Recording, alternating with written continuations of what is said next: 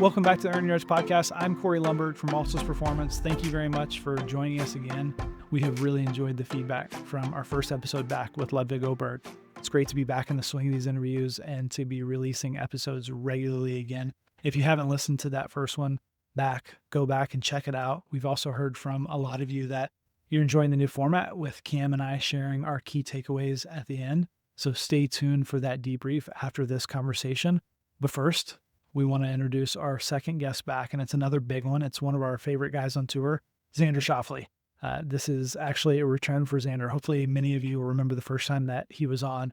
We had him on about 5 years ago, and a lot has changed for him since then. He's now a major champion, an Olympic gold medalist, and continues to be one of the most consistent and respected players on tour. So please enjoy that conversation. Before we jump into it, a quick word from our partner, Swing U by Golf Genius. And have you ever wondered what it would be like to have the same tools at your disposal that a PGA Tour player does? Tour players have always had access to resources that most golfers just don't until now. Swing U gives amateur golfers their own on-course caddy, strokes gain data coach, and personalized practice planner. Whether you're a 30 handicap beginner or you're a scratch player, you'll get tailored insights on how to warm up, how to play, and practice based on your strengths and weaknesses. It's a really cool tool that we recommend that all listeners check out. You can try Swing U Pro for just $50 with promo code EDGE to get 50% off your first year. That's promo code EDGE at swingu.com/upgrade. Now to the conversation with Xander Schauffele. Stay tuned until the end, where Cam and I break down the biggest, most important takeaways on our debrief. Enjoy. It's been a long time since we had you on the pod. It was the end of 2019, Corey? Yeah, a lot's happened since then. A lot has happened, and many threads that we want to pull on. But I thought a good place to start, just as a scene setter, is the move from Southern California to Florida. When considering making that move and then ultimately making that move, was there something you were looking for, a group to hang with or play against, etc.? Yeah, thanks for having me. Good to see you guys. Like you said, it's been some time. So I've actually moved twice since we've last spoken. Was in Las Vegas, Nevada for a good at least 2 years. And couldn't take that sort of heat too well, and it was still technically West Coast. So got out of California after I spoke to you guys, and then we've been here for almost 2 years now. So, yeah, it's been cool. There are a lot of golfers here, and so the weekend game against younger tour pros or college kids that I used to play with against in San Diego is now a little different. The likes of Ricky, Pat, JT, Gary Woodland, Svensson, and then I see a bunch of live guys out there as well with Mito, Waco, Peter Uihlein, Matt Wolf. What's the home race right now? Medalist, the Grove, and JT was nice enough to give me a spot at his place, Panther National. So a lot of different places to play golf, and it was important for me to kind of start to learn how to chip off of some grains. So that was, other than making my life easier, that was another attraction for me coming to Florida. Yeah. Is that something that you felt like you did struggle with, chipping off grain? Because I hear that a lot from kids from the Southern Cal area. Yeah, for sure. I'm sure you see it all the time. Just bent. I grew off, TPC Scottsdale, except a little lusher almost, that sort of grass, and into soft greens as well. So that makes for relatively easy, chipping conditions, and you can kind of have 3 or 4 different techniques. I feel like off Bermuda. One, you have to be a lot more committed, and it's just a very different technique, a lot steeper. I feel like leading edge, ball first, that kind of thing. Stuff I never saw. All that stuff you got in Dallas. Exactly. In abundance. Okay, last time we talked, and I went and re-listened to our episode, and it was just so good, man. Like there was so much openness and wisdom from you, and we talked a lot about your dad, and we talked about kind of your origin story and just how pivotal he was. And so since then, though, there's been a transition to working with Chris, and I'm curious if there was a particular moment or like a realization that you had that made you feel like an outside perspective was needed, and what led to that decision to start working with Chris a little bit. Yeah, it was, I don't know, I can't remember what we covered in the last podcast, but my dad's always, he's worn a ton of different hats, and Yeah. He's 60 now. He was at a different stage when we spoke, five-ish years ago, and he still helps me. He still has a couple hats on, dad being one of them. But he always told me when I was young that I don't know how far I'm going to take you. I don't know how long we can work together.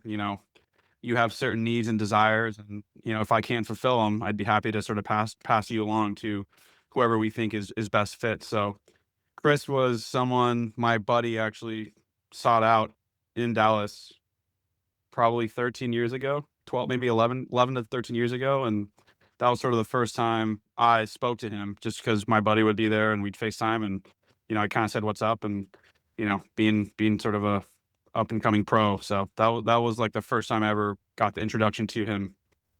Um, and it was someone that my dad always thought would be a good fit. Just, we did that Golf Channel thing with him, and sort of got to know him a little bit better there. And I always got to talk to my friend, about Chris and kind of what he teaches, and it seemed to be a good fit. And so kind of went all in on it, and changed up a few things, some big things in my swing, I'd say, and they seem to be paying off pretty quickly. Can we dig into that? You're talking with two instructors, coaches, fellow Yep. golf geeks, and our audience is very, very sophisticated in terms of like they're either on the path or they're coaches like us. So were there a couple of things that you had identified in advance of getting together with Chris, and then Chris like echoed that sentiment and said these things need to change, and what are they, or what materialized out of those first few meetings that then transformed some of your capacities? Yeah, he just I coming out of COVID, I played a ton of golf and didn't really practice that much being in San Diego. Played pretty well coming out, but it became very like get the ball in the fairway type golf and scoring golf, which was great. But as things started to progress towards hitting the ball a little bit higher for some majors and things of that nature, I felt like I sort of lost some of my game. And whenever I would try to execute certain shots, my game would go array, and I'd be able to compete and finish in the top 10 or 15 of that nature, but never really got the grips and felt confident on Sundays when I needed to sort of execute a shot. So Chris sat with my dad, or talked to my dad now that he's in Hawaii all the time. We spoke to him on the phone for a bit. We spoke to Austin. He spoke to my trainer Marnus. My physio Marnus, my trainer David. He kind of got the wraps of everything. He wanted video from me for as far back as I had. I only had 2017 on my phone is sort of the latest video or oldest video I had. So went back, and I sent him what would have been, I don't know, 100 swing videos, and he, of course, us golfers are sick, as you both know. I could tell him exactly how I was hitting it in 2018 at, the WGC or in Dubai. Very specific feels, right?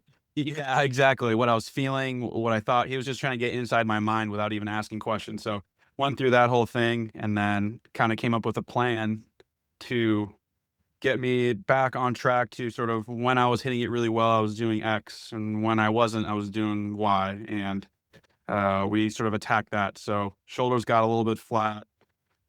Club was getting laid off. It was hard for me to deliver it, kind of underneath and out. Back injury was a concern of mine, having to sort of tip back to get the club underneath from a laid off position. All those things were sort of concerns that I brought to him, and he addressed it right away. Hey, obviously you've got trust in Chris because he's got a track record. You chose him for a reason because you did trust him. But I mean, at that time, you're kind of a top 10 machine in majors. And it's not like you were coming from a place where you were lost or there was really poor ball striking. What's the cost benefit analysis with Chris look like, where you're like, hey, look, I'm going to make this change. I'm going to commit to this change. How are you weighing the pros and cons of going down that road? Just because there's other people that are listening that maybe have similar, when they're buying into something that their coach is telling them, they need something pretty compelling. What did that process look like for you and Chris? Yeah, it was a lot of trust. It was I mean, just like any kid going to the coach would know, when you kind of do something. For me, I get giddy when I can kind of pull off a couple shots, and then I'll quickly revert back to whatever I was doing before. And does that feel like natural enough to you? And so looking back to some swings from like 17 or 18, when I was playing, pretty well. Like you said, though, I managed to, I managed my game pretty well throughout my career, and 17, 18, though, the club sat at a much more, online position up top. And yeah, sure, I had a little bit, got up on my right toe and had some side bend through the ball. But for the most part, like the club was being delivered from a pretty good position. And as I got older, everything, the line started getting a little bit sloppier, and I was kind of tossing the head out at the ball, um, kind of hitting down on it more across to the left. Wasn't able to hit a draw very comfortably unless it was off my right foot. So it wasn't like I've never done it before. Just the way he attacked it and addressed it it felt invasive at first, but as soon as I kind of got the hang of it, I started to hit some decent shots. And for me, I can be kind of sick in the head where I will just fully commit to something, even if it's, my example from last year would be like Pebble Beach. I went full 10 cup, it's like wind was blowing 25 off the left on 18. And Chris sent me like the crying emoji when I made a 9 on the hole, because I was like, I'm going to get this club across at the top and hit this fade off this ocean and hit a freaking 7-iron into the green. And I like toe pulled 3 into the water. Not close.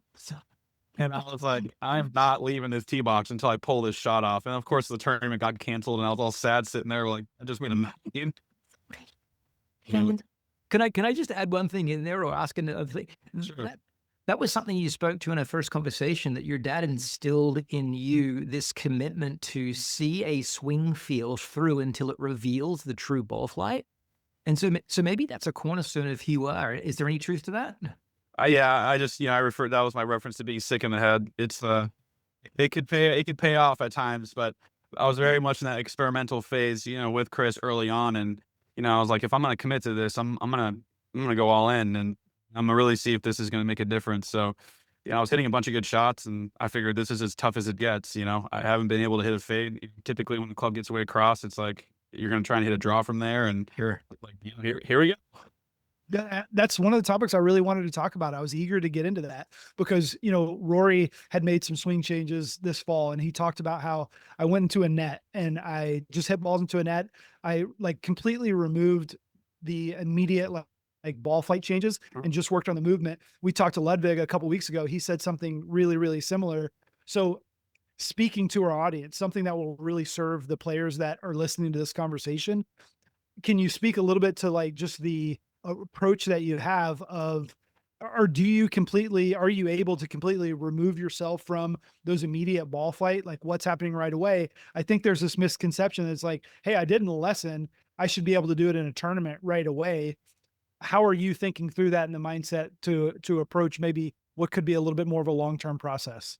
Yeah, I think it's such a tricky thing when you talk about, like when you're trying to coach someone, I feel depending on how invasive you're trying to be, and depending on how anxious the individual player is, I guess, or how results based. I mean, we all are results based, and we hang our hat on sort of what we've done. And it was a sort of not out of body, but a level of commitment that I hadn't touched upon in a while. Where my dad would tell me to aim OB and curve it off of it, and if you hit it OB, you hit it OB, and I'm sitting there, I'm like, well, I don't want to hit it.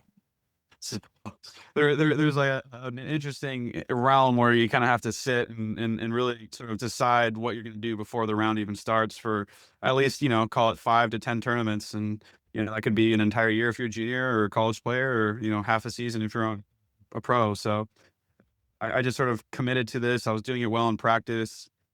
And to me, I was like, I need to get this down before the majors is what I said to myself. And there's no better way to practice at the biggest stage other than practicing at the biggest stage. So I sort of had this talk with myself, was okay with the result, regardless of what it was going to be, and kind of went in with as clear as I had, trying to overdo it on the course. Cam, I see Jordan, I've been sitting at home hurt. So I've watched Jordan in Phoenix, and I'm not watching too much golf, but you go through phases of being in a weird place when you're hurt. But, whenever I need the tickle, I watch Jordan out there doing some crazy rehearsals to some, but, it put him in a nice place. And, he has that sickness to him too, where he's going to fully commit to it. I saw it on TV. Yeah. You have to overemphasize to find optimal. And speaking of which, you mentioned coming out of COVID, after playing a lot of golf during COVID, you were playing a lot and practicing less. And I'm curious to understand that balance of block practice and what sort of feedback mechanisms you used inside of practice when Chris wasn't around to tell you were getting close. So number one, volume, and number two, what we're using for feedback. a lot of swing videos. I just would send them his way and not even think about it. I've never taken so many videos in my life. My dad was so against videos, so the overall was really the overhaul was really funny. So I had a tripod, and I would try and get the decent alignment and send it his way, and he'd have a peek at the shape of how things were looking, and we met up. We had enough touching points throughout the year where we'd sit in Florida or work on something for a few weeks, and then I'd be off on my own and send him at least 6 videos in a day. And I would and he's like, send him as many as you would like. And so I was like, shameless. I just sent him a ton, and he can't, because I was like, I can't have this thing get out of control. I need someone to babysit me through this process. And so he babysat me through a lot of it. What about the rep count? You spent a hitting session and hit how many? A lot more balls than actually rounds played, I'd say. Since I've been in Florida, I definitely find myself practicing a lot, especially with the swing change with Chris, swing change is a little dramatic, but adjustment, I should say. The speed part, was that not part of, I haven't heard you mention speed at all as we've been talking about the swing changes for 10 minutes here. And I thought that was something that we'd hear about. And I coach Harry Higgs. He won't mind me saying this, but he walked into my bay one time and he said, find out what Xander did. That was his, that was his question to me, is like, find out whatever the hell Xander did. And I think, so this is me doing it now, like a year after he asked me that. But it's like, how much of that was swing changes? How much of that is stuff that you were doing in the gym? Harry deserves better. Shut up. Miss that guy. Yeah, it was. So David Sundberg is a trainer that Pat introduced. Been working with Alex Nor and Pat for quite some time, and it was another thing I needed to commit to, where I was looking at all the best guys. They were in and out of the gym. I was more of just a true golfer, like across the board at heart. If I needed to do something, I would just practice more. If I needed to hit it further, I would just try and swing harder. And I never really committed everything, I should say, at least not in the smartest way. And so I hired David pretty much the same or similar time as Chris, and quickly he just started from ground zero, like basic movement patterns, what I can and can't do, normal screening, and we kind of got into it. Once he thought I earned the right to start lifting weights, we started lifting weights, and it was the first time ever I was lifting weights at a tournament. I'd always see some of the bigger boys on tour lifting pretty heavy, in the trailer or at a local gym or something. And I told myself, I need this guy to hold my hand, just like Chris had to hold my hand. I needed David to hold my hand through this whole process so I don't get hurt. So it was a pretty serious commitment of an off season, and then through the season as well. I was so weak in certain areas that he's like, we can easily get you stronger throughout the season, on a 10% clip if we just stay consistent. And he's like, I'll be with you every step of the way. So hired him, and just a combination. It's really hard for me to give who credit, but of course the club moving a little bit better, not kind of coming down and across it. You can swing harder, maybe pulling down and across it, but it's not as optimal because you can't hit up and out at it, especially with drivers. So the club getting a little bit more across, or online, I should say, being delivered a little bit more like underneath and then kind of out at the ball. I went from hitting down 2 or 3 to now being pretty level where I can hit up on it without thinking a whole lot. And then just increase in just overall strength, I'd say. Nothing even really too golf specific, but just overall strength was those 2 factors, Harry. I'm sorry to tell you, Harry, but it's kind of it. I just started working out and lifting more weights. Let me ask a question for Harry, because the first question he's going to ask Corey is, what does lifting heavy look like, and what do those strength gains look like? So can you give us some data points on what you're deadlifting now or squatting now? Or it was more like just deadlifts, bench press. Almost like felt like gym or a beachy type. Just like my lower body was always strong, just from being a golfer, maybe genetics from my dad, but relative to how weak my upper body was, the matchup wasn't there. And you can put a lot of force in the handle if you're kind of strong enough. And I started to feel like just overall strength just from doing basic stuff started to pay some dividends. And of course, not losing him holding my hand, not losing any form or mobility, was a really big deal. But you didn't have Kitayami legs yet, do you? No, I don't think I'll ever have quadzilla legs. What does the week look like at a tournament now compared to what it would have looked like before? Like, I think that's an interesting point. It's like, when you're actually doing the lifting relative to, going into play and what time the round is? And are you going before, after, both? What does it look like on a tournament week? Yeah, so, once a week is over, we always pile in the next week. So if I'm feeling up for it, Monday would be pretty much a day off, and we try to do one of the heavier lifts in the week, usually legs or a mix between the upper body and lower body. And then Wednesday would be another day, and then Saturday would be a day. So after a round on Saturday, instead of me going to the range, I would go lift weights.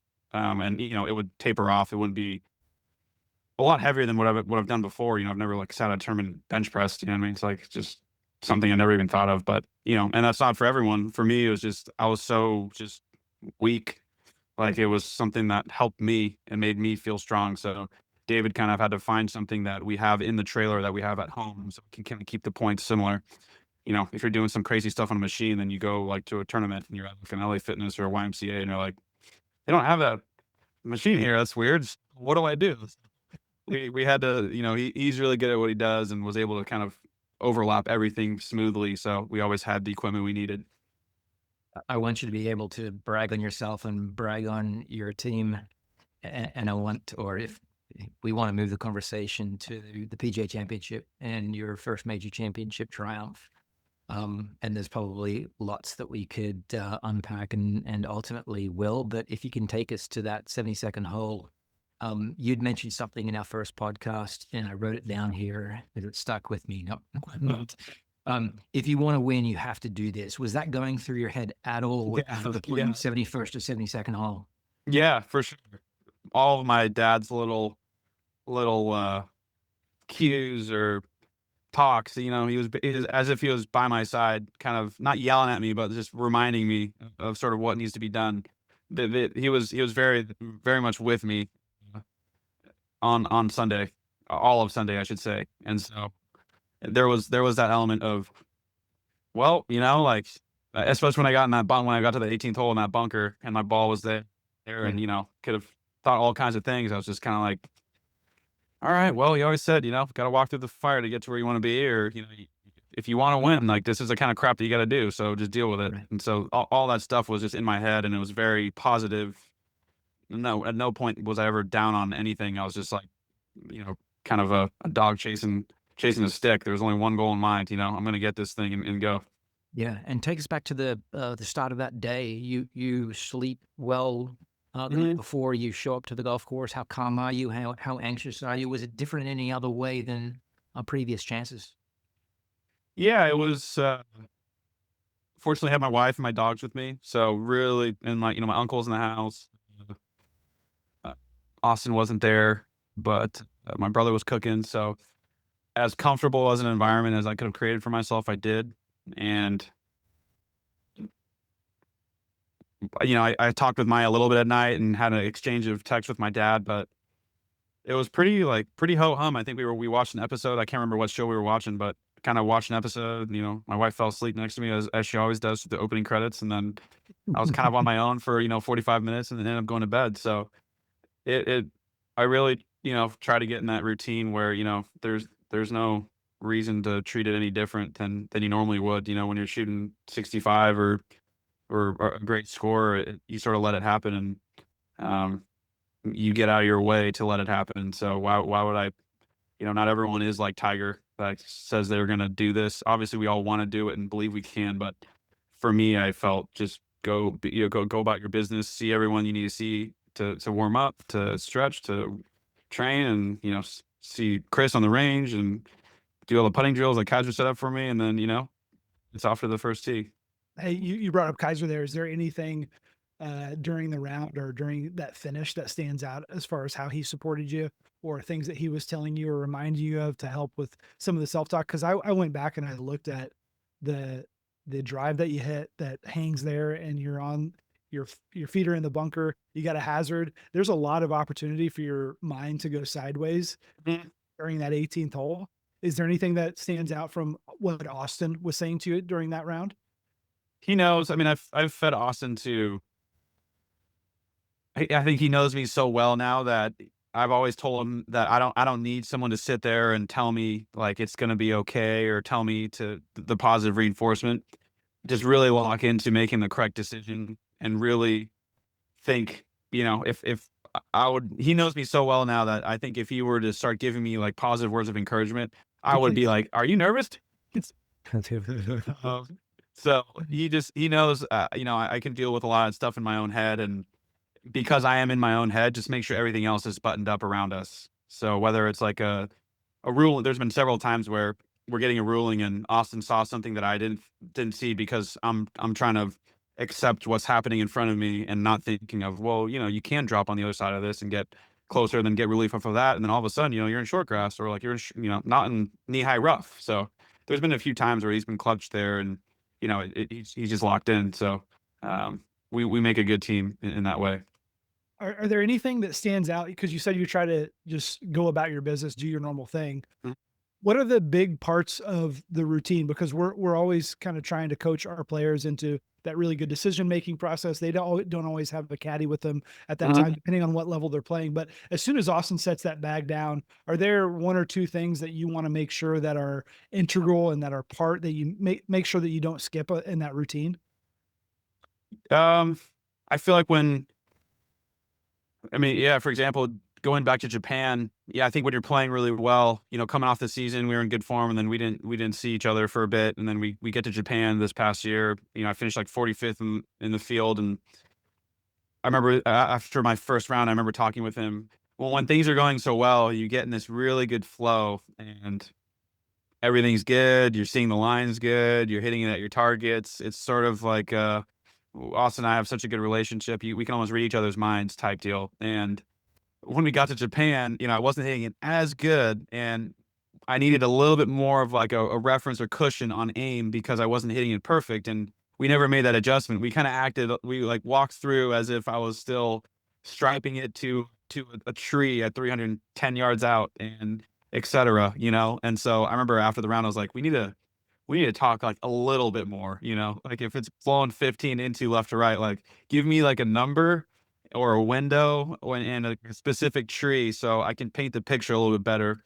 I just think you can kind of get a little complacent when things are going really well. What I realized, to waste a stupid shot just because you're like, oh, I've hit it at this tree, for 2 months now, like I can't miss. And then all of a sudden, you whiff, and then you get in your head, and then that spiral. One of my favorite things my dad always said is confidence is like a tender little plant. It takes forever to grow, and one night to stomp it out. So I like to hold on to that. So true. Yeah. So true. Can you speak to the sense of fulfillment that came in materializing a goal, a dream, quite frankly? I mean, you've won PGA Tour events and quite a few of them, an Olympic medal, but the major championships are different, right? Yeah, yeah. I mean, it was yeah, a dream come true. I mean, the sense of relief that overcame me, and hugging Austin and seeing his excitement, and then seeing everyone behind the green huddle up in a circle, and then everyone's crying, and it just it's really cool to deliver it, and to feel all those emotions. And it was a big arena there on the green there on 18. So overwhelmed with emotions when that putt lipped in. And um yeah, it was cool. My dad wasn't there, unfortunately, but it was cool to talk to him shortly after, and go through that whole process. But yeah, I mean, I've had a little. It's funny, being hurt is like a really shitty thing, but you get time to sort of reflect on things that you normally never do. Like in my 8 or 9 years on tour or playing as a pro, I've never had time to reflect on my career in January and February. You know what I mean? So it's been a weird place, but yeah, it's been an awesome thing to accomplish, and definitely very fulfilling. That reflection is a word that I was going to ask you about, because I was curious how soon after the celebration, the fulfillment, does it turn into reflection as far as, hey, what just happened in the last week? What do we need to bottle up? What are the things that we did this week that we can hopefully recreate, which clearly you did at Mhm. Sherman a few months later, or a couple months later. Was there is there a kind of formalized reflection process that you're going through, or Chris is going through, or Austin and Dad, that picks out one, two things to make sure that, okay, this is part of the formula that we really need to make sure is part of the process moving forward?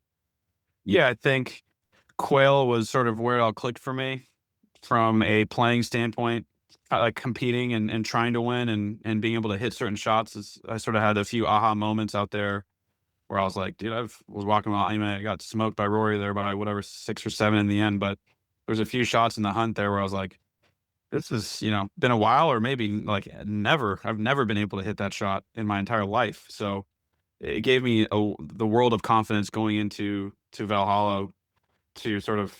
I wasn't even worried about losing by 6. I was more excited about what I was able to do with the golf ball, and knew that if I can kind of keep my head in a reasonable place, I'll have a really good look at it. Again, anchoring to that comment on reflection, I mean, in many regards, winning 2 majors, you're at the top of the game, whether that's by ranking or just based on like the career achievement standpoint. And sitting on top, how do you reset new goals? Is it simply about showing up and giving yourself the best opportunity to compete to the best of your ability week in, week out? Or do you have an outlook now that has shifted from, let's say, 12 months ago or 18 months ago? I think it's pretty similar. I feel in reflection, I feel that. I mean, like I said, I'm in a weird play. I've been angry. I've been sad. I've been, excited to play, and then sad again because I couldn't, trying to come back, and then being halted. So, um, in terms of the overall reflection, I feel pretty similar. I feel like the game's been taken away from me, it sounds dramatic, but I've always been able to practice and play and do what I've always wanted to do all my entire life, and this has been the first time I've ever been halted. And I really do love. I love all the small things about golf. I love hitting balls. I love putting. I love chipping. I love playing with my friends. I love seeing the ball fly. Like all that stuff, I still love. So a deep appreciation has kind of dawned over me recently, knowing everything's going to be fine and knowing that I'll be able to compete again. And I think, guys like Scotty Scheffler make it. I have achieved a lot, but in a sick way, he's made it not very special in my competitive mind because I'm still so far away from him. And, then you tie in this sort of confidence is this little plant, my plant's gotten absolutely stomped out. So, I'm trying to train my brain right now to, like sort of why not come back and play really well, just because, everyone talks about rust and such a commonly, used word when guys are coming back to play. But, there's guys like Tiger who didn't play very much, the likes of Stricker who didn't play very much. And, they rattled off 4 or 5 wins in 12 starts. So, I think this is like a new challenge that I've sort of in my reflection phase have tried to enter, which is how can I come back as good or better than before? Um, you know, and I think that overwhelming acceptance thing is going to have to kick in. I got what I got, and I'm going to go get it. And maybe you answered it there, but one thing that comes to mind is just dealing with expectations. We have, kids that are highly ranked junior or college players that we coach, and there's a lot of expectation to win. When you come back from injury, there's even though you've got time off, we're going to expect you to win soon. People are going to be talking about that. How do you deal with that noise, and how do you make sure that that noise isn't part of the thought process? And I guess you probably have a good perspective on it from, we all expected, you were knocking at the door of major wins for quite some time. So you were dealing with that expectation. What's your advice to those players that need to kind of close out that noise?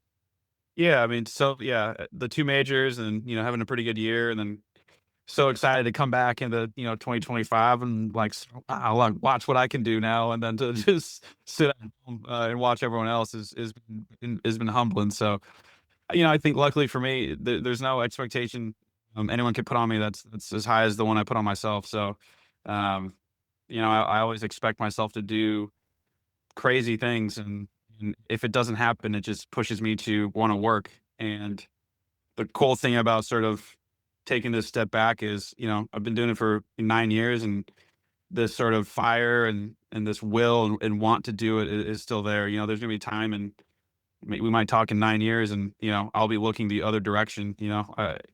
I still feel like I'm looking very much forward, and I'm still very excited about what's forward. And it's weird to look backwards at 31 years old. There's so many guys that are really young, but I think for any junior, I'd always. I was just talking to someone. It's funny how when you need to be present in tough spots, it's very hard to be present because you're always looking forward. And now that, when I've been hurt, I've been so stuck in the present that it's like I'm just thinking about how it sucks now, but I need to look forward. So life's funny that way. Yeah, it is.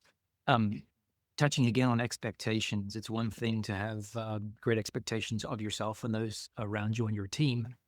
But if we kind of flash back to Rome and the Ryder Cup, it's another thing to have expectations of yourself on behalf of, let's say, your performance in a team environment. So can you touch on how that's amplified at a Ryder Cup, and how, when it does become amplified, are there people that you can rely on inside of that team? Again, kind of, we're speaking to an audience of whether it's high school players or collegiate players who also carry that burden with them as well. Yeah, that's a good one. I mean, Raul was probably as bad. I played bad, and Pat and I got off to a rough start, I remember, and he started turning it on, and just like any good teammate wants, you're like, okay, like we're getting the vibe here.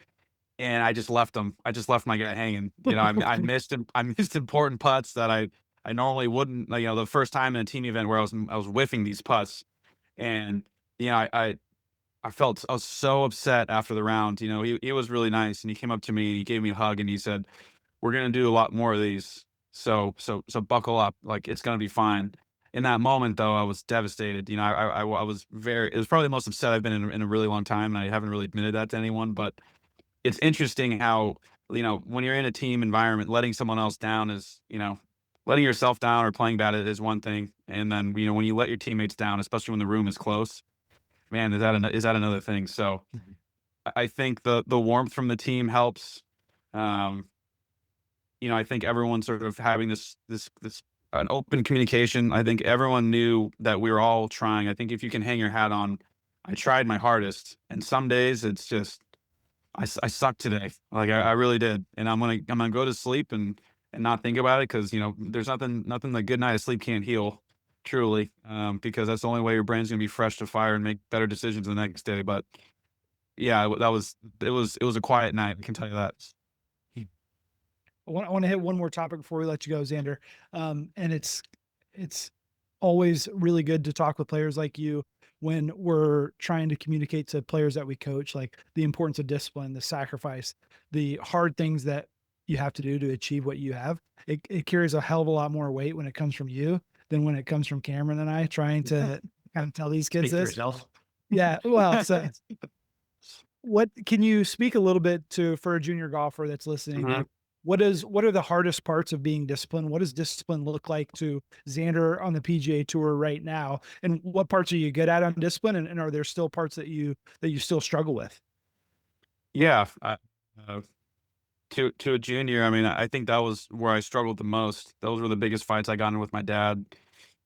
Those the most sort of, like an outcast as I felt was in sort of, middle school or high school, where all the kids would be hanging out, and my dad and I had that sit down of talk, man to man at 13, sort of like, this is what I want to do for a living. It's an early age to commit, missing a high school dance that someone asked you to, and or you asked someone to, and then bailing on them, and then people like, you know, where have you been? And then me sort of feeling like embarrassed about what I was doing at that time, and so sort of hiding part of my identity at a young age was interesting. It was tricky, and I think it sort of switched when I turned 17 or 18. It was like a different level of commitment. I had a hard time dealing with it early on, that I'm going to play golf. I'm going to miss all these things. I'm not going to be around a lot of people. I'm not going to be on a team. It's a lot of alone time for a kid. Luckily, I had my friend with me, so that helped a ton. And as a pro now, it really, I mean, I'm doing what I love to do, so I feel very fortunate.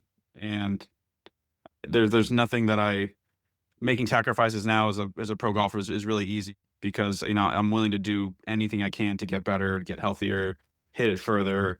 You know, you name it. If someone can convince me and back it up with decent enough proof, I'll do it. But I remember as a junior golfer, those sacrifices were tough, and in order to be really good at something, you just have to spend a lot of time doing it. And there's no better time to start than when you're young, and you can develop a lot of really good habits when you're young. And luckily, I developed some, pretty decent structure and routine, and found really good people now that bolster me up. So I feel super fortunate now as a pro, and everything feels easier. But as a junior, I remember it being a little trickier, and obviously it's easy to say now that I'm on tour, like it was all worth it. But I think you can be proud if you're disciplined and willing to work hard enough, and some of your friends are lazy. You can you can be really proud and hang your hat on the fact that you busted your ass whether you make it or not. How about, and we did talk about your kind of path in junior golf, and it was really, really good. And I encourage everybody that's listening now, if they haven't listened to our previous conversation, to do so. But you took a little bit different path, and we talked a little bit about that. And as I was re-listening to that episode, I wish I had asked you at the time was to speak to the junior golfer that does feel like they're maybe behind. Maybe that's not playing the AJGA schedule, that's Mhm. playing more regional stuff. If there was something that you could advice or wisdom that you could impart on that player or family that is feeling like they're behind because they're not going down that path. Yeah, I think my dad was sort of my gatekeeper of sort of where my game was at, and what I was sort of capable of doing. It's really hard to, I think, have sort of spectate your kid and have a sort of objective opinion on how he's doing. And my dad always was, he would never tell me, "Oh, you're doing great." He'd always tell me, "You need to work more." you know. And whenever I was down in the dumps, he'd be like, "You're doing great." Like he would pick me up whenever I needed it. But until I was like very rock bottom, he'd let me know that the sun's up. Why are you here? That was sort of the mentality growing up. Uh, but sorry, I sort of phased out of what your question was there. Yeah, well, just the kid that if they're not playing AJGA, they're not Yeah. like Right. nationally ranked kids, and Right. they're Right. like you Right. were playing all those local San Diego events, and Yeah. clearly we're on the right path, but you may not have known it at that time. I didn't. So yeah, sorry. That's correct. I was trying to loop it back around. My dad was the gatekeeper, so he always kept track of where I was at, and he was German in his way of, he was objective enough and would kind of push me in the direction, guide me. Always asked if I wanted to do it along the way, and I'd always say yes, this is what I want to do, and then he just dropped the hammer on me. So I feel like if someone's able to, because it's so hard for a kid to be, he's so biased on sort of what happened. Like, oh, I played terrible today. Like, well, you did have 22 putts. Like, what'd you do? You had two OBs. Like, you didn't really play that bad. There's a few things you can clean up, but I think it's important to have someone sort of keep track of what you're doing. I'm sure there's so many sort of, I remember my dad made me shoot like shots on golf was like a thing way back. I don't know Yeah. if that sounds familiar, but I would Yeah. keep track of all my stats, and my dad forced me to do it as if it was extra homework. And then I got, I thought it was so fun to key and stuff and see if I could improve and drag these needles on that chart to see like, okay, well, if I can do this, what will my scoring average be? And then it was this all of a sudden, my dad found it, and it was like this internal battle that started within myself, like how good can I get and how quickly can I do it? And of course, if you make these big leaps, all of a sudden getting a little bit better becomes really hard. Going from 72 to 71 and a half is a lot harder than it looks. And I think that is an important thing. You need to track what you're doing to make it a realistic goal and take some emotions out of it. I think any kid can see, if your scoring average was 78 and you dropped it to 75, like you may not be as good as some kids, but you're getting better. If you can drop it another couple in a year, like go from there. So I think it's people that don't track it, that don't want to look at the results, that are sort of scared of being in the room of assessment. It's I lived in that room, and it kind of got me to this point. Yeah, objective analysis can be liberating to the end.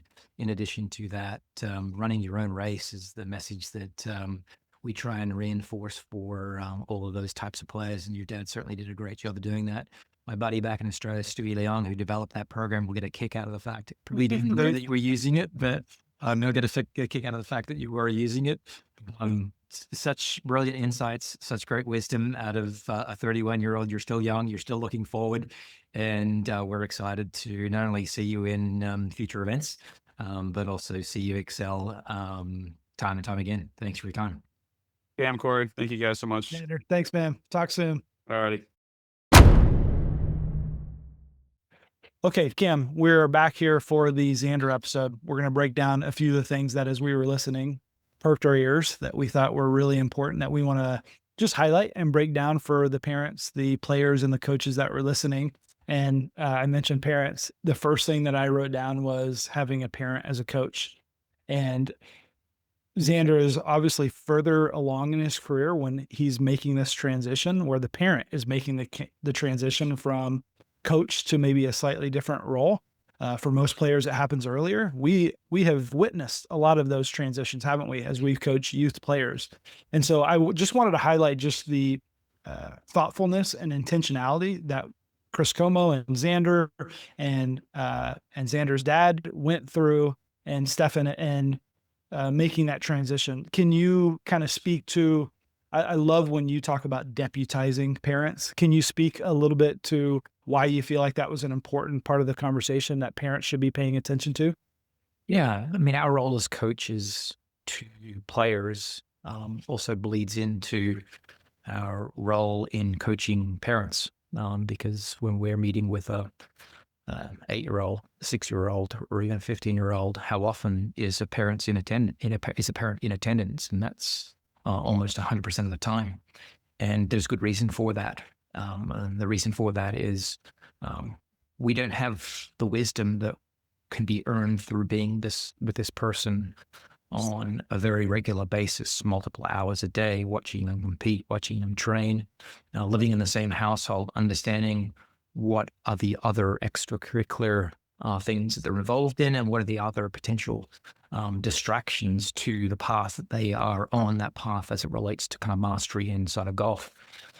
And so for us, number one, we have an added perspective and added a measure of knowledge that's coming from that parent. But number two, what we don't have when that client leaves our presence is a lasting influence beyond what we can maybe provide them as closing notes, whether that be a video or a asynchronous, sometimes synchronous opportunity to coach them remotely, whether it's be through FaceTime or Zoom or your chosen application. But yet the parent's with them most of the time in practice. And so if we can set up some clear kind of boundaries, some posts that the parent can continue to stay in, then it's better for us because we're going to get more lasting results with that client over time.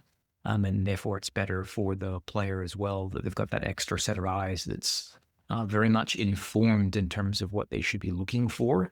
And it removes this level of potential friction between parent and player when the player is being, when the player's heard that coach wants parent to watch X and Y and provide feedback that is very, very, very pointed, narrow, and simple, then it removes all of that friction that comes from opinion. This is coming from Cameron, or it's coming from Corey, it's coming from your coach, and all I am is the deliverer of that, calling balls and strikes as I see it, right? And we are both in that phase as parents of coaching our kids. And one point before you probably add something to this is just major props out there to a parent that's seen their kid through this journey, to whether that's playing in high school or play in college or ultimately play into professional golf. And major props to any parent that's started their kid in golf and that kid is still in golf at any level, because it's difficult. It's difficult to navigate that slippery slope of being a parent on one hand, but then being a coach on another. Yeah, props.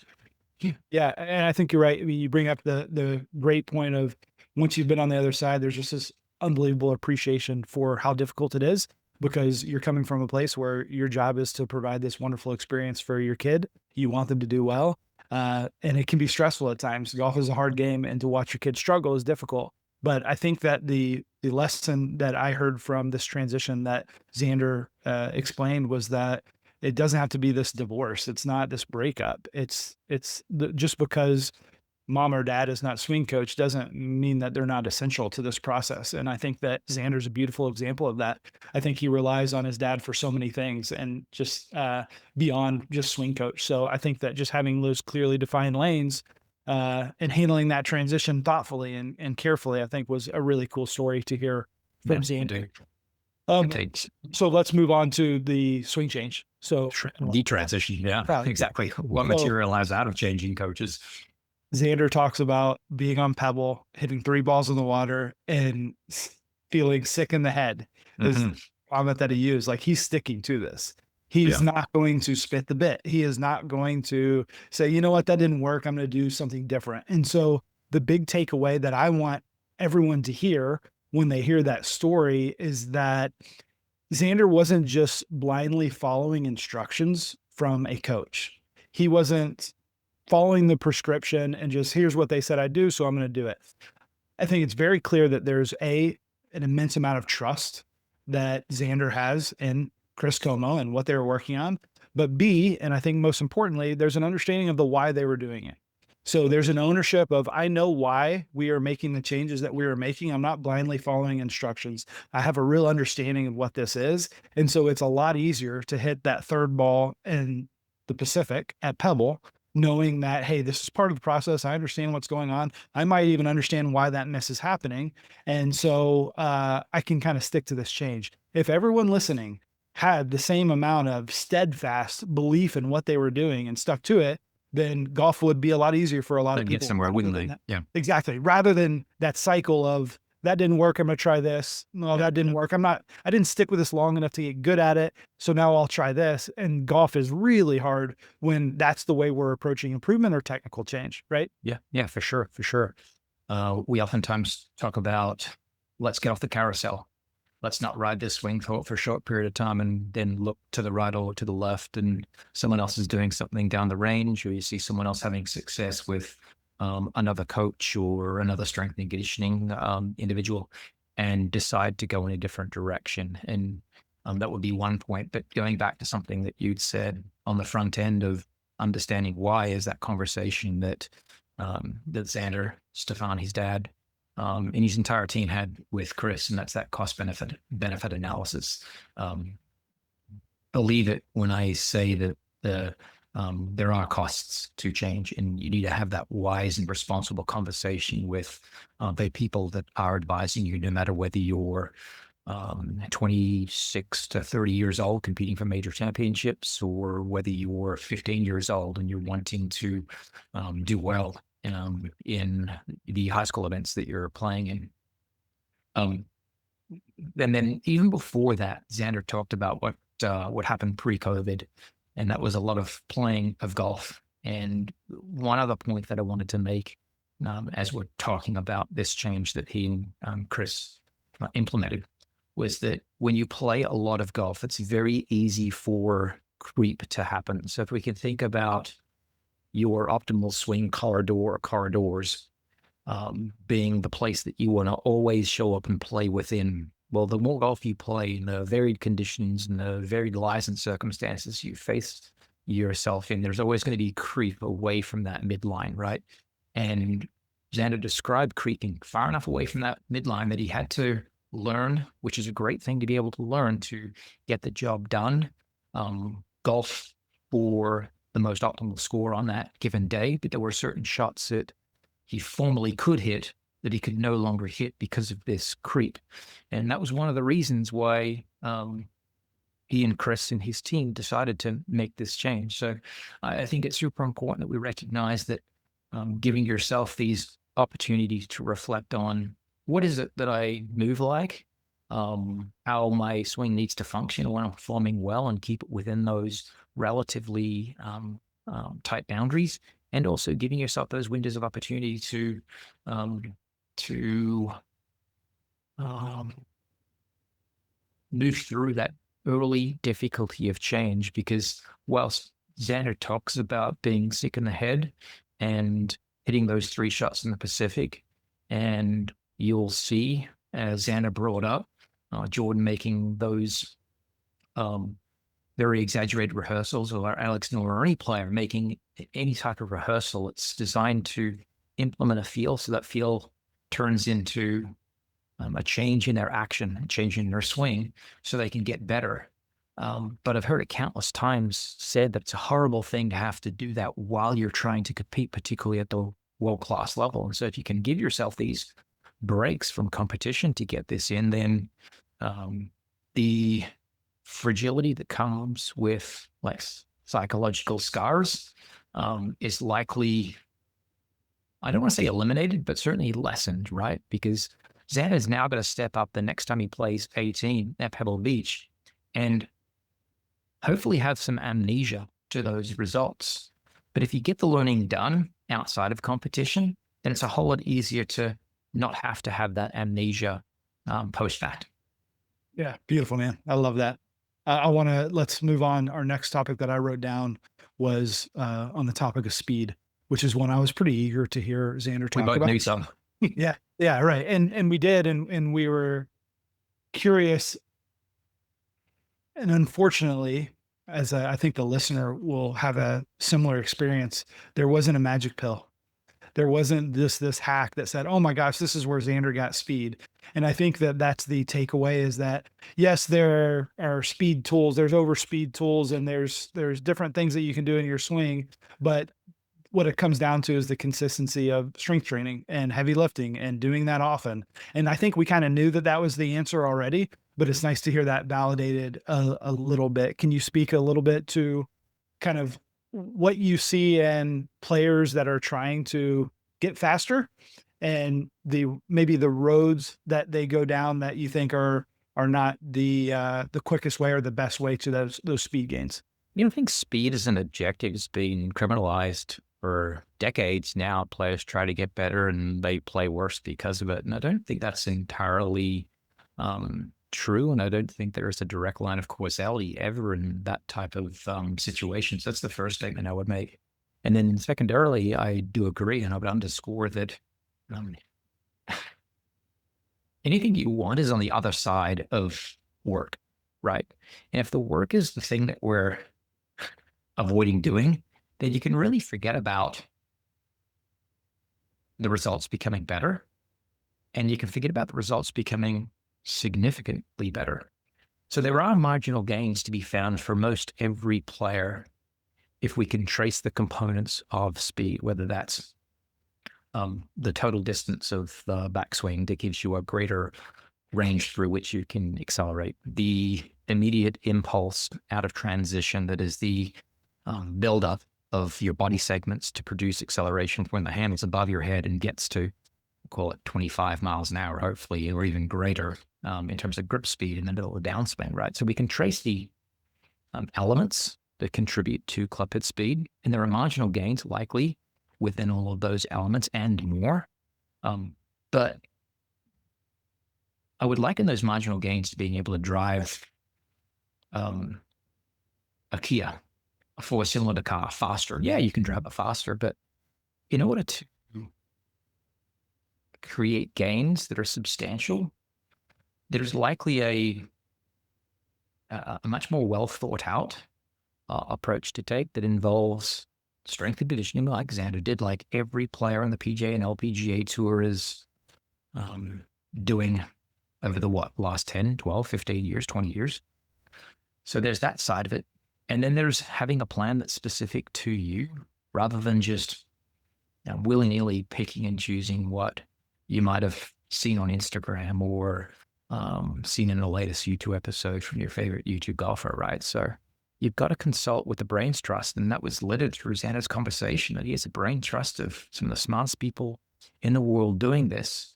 And if you're hard pressed to know who those people are, that's not a bad thing. But the best place to go to is a resource like TPI. Go and find a local TPI practitioner in your area and get evaluated. And then hopefully that TPI practitioner in all likelihood has a collaborative relationship with a local golf coach. And then you have a team of three then aiding and abetting your development to become a better golfer, in this case, not more powerful and explosive golfer. Can you speak a little bit to, just to dig in this a little bit more on, because I love hearing you talk about it, but on the difference between, or the recommendation you would make between someone who is doing more golf specific exercises, like what a TPI fitness trainer might prescribe, versus just more traditional strength training, because there's room for both of those things, right? Yeah, there's certainly room for both of those things. I think that TPI would say that mobility and stability are the bottom of the kind of platform that provide improved abilities or capacities. And then above and beyond that, there's strength, and then there's power. The differential between strength and power is you and I could probably go into the gym right now and both bench press a 45-pound bar, no problem. That would be us having an equivalent strength.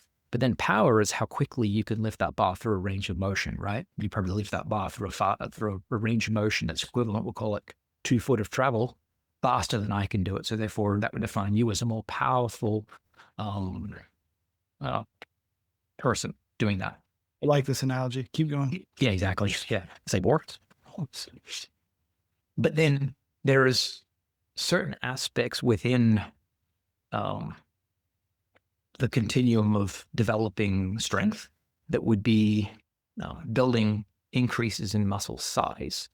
And increases in muscle size generally at some point move over this kind of crossover point, this inflection point where it's actually detrimental to the necessary mobility that you need as a golfer. So we got to be careful in terms of how much mass building we do, the type of work that creates hypertrophy or muscle soreness, muscle damage, and therefore growth of new muscle fiber. And that would be the bodybuilding type of workouts. The most responsible way to look at this is to do it alone. Is likely a fool's errand unless it's your full-time job. And so therefore, the best advice that I can give you is you got to lean on someone that can write a program for you that targets your unique capabilities. And that's capabilities both from an asset and also a liability standpoint. What is deficient? What needs improvement? And what are you already good at that we can't, quote unquote, lose in terms of those capabilities? That may be your current power ability, that may be your current flexibility and mobility. So not to overgeneralize, your workouts fully formed may involve some sense of what you see a bodybuilder doing down the other end of the gym, or they likely in many ways will look completely different to what a bodybuilder might be doing. But as long as you're under the guidance of someone that does this professionally, you're going to be working a program that's custom and specific to you. Yeah, I'm glad I asked that follow-up, and it makes me want us to get someone who is one of those experts on and have a really long conversation with them about that soon. Yeah, I'm going to wrap up our conversation here. The last note that I wrote down has been one that was really helpful to me, and that's on stats. Xander explains stats being this really helpful part of his development, younger, how they were really motivating to them. And Cam, we talk about stats all the time. You have always been better at compliance. The clients that come see you are really, really compliant to keeping their stats. And I think I learned something from the conversation with Xander in that I've always framed stats as being for me. They've always been, hey, help me help you. I'm not on the sidelines. This isn't like other sports. I can't see you compete. It really helps me a lot when you come in with stats, which is true. I'm able to, before I see a client, get a really, really clear picture of what their performance is so that I can make sure that the time that we spend together is supercharged. It's spending time on the areas or the skills that are going to have a direct impact on their score. So it's massively helpful. And listening to Xander describe it, it's not for me as much as it's for the player. And it was very important for him in creating this feedback loop of, all right, here's what the data says. So I'm going to go work on this next. And then I see progress and now I'm motivated. Repeat. And you have this cycle of motivation and feedback that I think if I have been framing keeping stats that way for my clients for the last 20 years, I would have achieved far better compliance, because it is a boring, mundane thing for people to do. And especially when you're talking to a 13-year-old kid, 14-year-old kid that you're assigning more homework to, I think it's all in the framing of it. And so that's really what I took away from this. And it's been helpful since having that conversation. So you're already good at it. I guess you've been doing it that way the whole way. Did you have any thoughts on Xander's relationship with stats? No, I just, for the listeners out there that think of it as a chore, just wind back 2 or 3 minutes to what you started to describe there.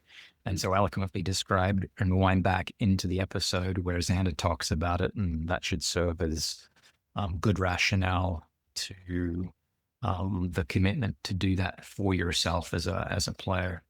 And to close, I had one other thing that surfaced out of the conversation that I thought was a point in the conversation that could be lost.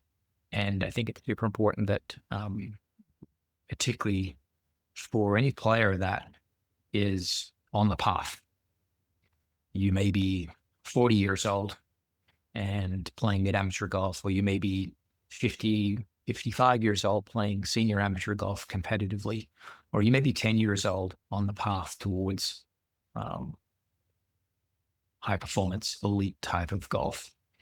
And it underscored something that you and I talk about at length with almost every client that we are blessed to coach. And that's that mundanity versus complacency, that every day in pursuit of doing something better, this journey offers so much sameness that it can create complacency. So the sameness is how mundane it is. And if it's mundane day in and day out, we can get complacent, maybe not deliver 100% effort each and every day, or potentially lose that fire. That fire can smolder. And what Xander was talking about in the early part here in 2025 was when he was relegated to the couch as he was recovering from this rib injury that he had.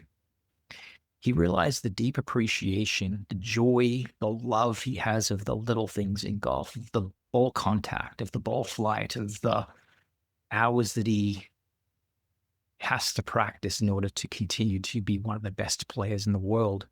And it's just a demonstration of that love of the little things is the embodiment of that mastery mindset. That yes, each and every day can look and feel the same, but the reason you're doing this, yes, maybe to shoot a lower score, but ultimately the reason you're doing this is to surface a better version of yourself, both physically, psychologically, and so that final point that I would make is Xander, just like all of these players, to do things that are difficult, to become the best version of themselves over 10, 20, 30, 40-year career means they lean into mastery as their primary motivation. And I think any listener could be well served by doing the same. I love it, man. That's a really good place. I'm not going to add anything to that. We're going to wrap this up.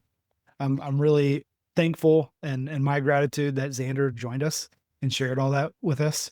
I'm thankful to our listeners that hung on this long and kept listening. If you found any of this helpful, hopefully you're able to apply some of the things that we've highlighted. Maybe you found some highlights of your own. Please, if you have, share this with others, pass it along, and we will see you next time for another episode of hopefully more wisdom coming soon. Thanks for listening.